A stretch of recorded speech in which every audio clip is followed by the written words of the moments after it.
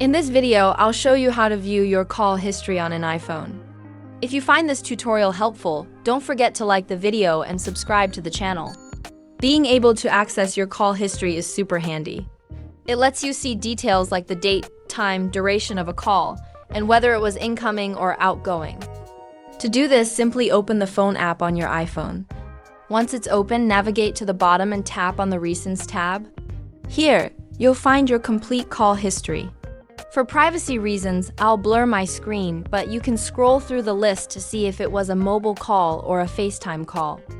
If you want more details about a specific call, tap the eye icon on the right side.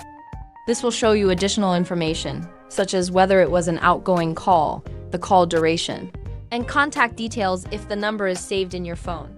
And that's it! You can scroll back further to view older calls as well. It's a simple and effective way to track your call history